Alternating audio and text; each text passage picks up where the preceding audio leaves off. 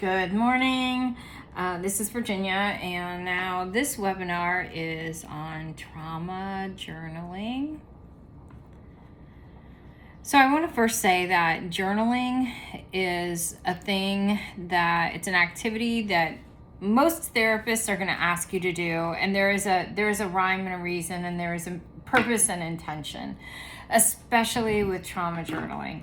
So I already showed you guys how to do a timeline of your life. You're going to start at 0, go to now, and then work your way backwards and identify points in your life that you kind of struggled with, hot spots. So we're going to start with maybe now, and college. And college could be just that period of time, your 20s. Could be trade school, could be college, could be you chose to do neither one of those things, but just your 20s. And then this would be high school, middle school, grade school, your early childhood. And we go all the way back to birth, because you may have had a traumatic birth. And that, believe it or not, even though you don't remember it, would play a role in how you respond to life. Okay, so once you have your timeline done, and again, you just remember things going back. Okay, what was going on with me in middle school? For instance, I had a middle school bully. So there was a period of time here, all the way until high school, that was going on until I addressed it, that I'm having some friction. I am not happy, things are going on. So we want to figure out what happened to you. So then once you figure out your timeline, then I'm going to go to, okay, middle school, high school bully. And I'm going to journal. And how I'm going to do that is I'm going to sit down 15 minutes a day, in the morning preferably, and I'm just going to write. This was her name, this is how we met, this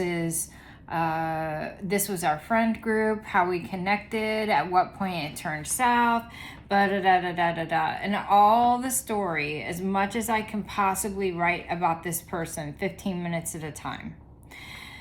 Now, when you're trauma journaling, there's some stuff that's going to come out, and we want that to happen.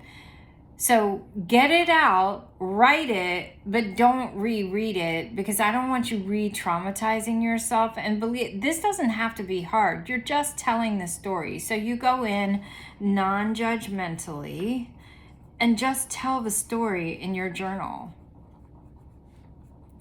But what we're not going to do is reread what you wrote, because I don't want you re-traumatizing yourself and going in and, well, that could have done, and I hate her for that, and this, We want to do this non-judgmentally, just tell the story. And then you bring this to your therapist and you allow a clinical professional to we're going to pick this thing apart. Well, what about this? Because in here you may have some distorted views about, was this person really a bully? I'm just using that as an example. Yes. What evidence do you have for it? This is CBT Basics 101.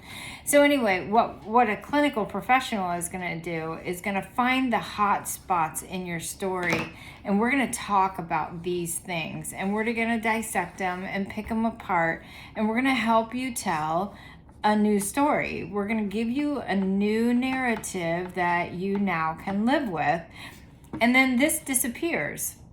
And this disappears. And this disappears. And then if our emotions run on a timeline, and this is the baseline, before we help these things disappear, your baseline was up here.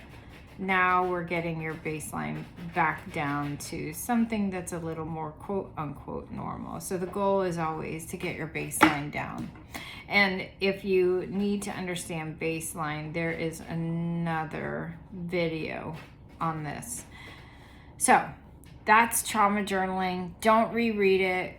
find the hot spots in your journaling, take it to a clinical professional. We're going to unpack these things, help you tell a new story, and get that baseline down, and help you live with these experiences in peace. That's how you trauma journal. Please don't reread it. Just take the ideas and the stories that you found inside your journaling to your therapist. All right. Thank you. Hope this was helpful.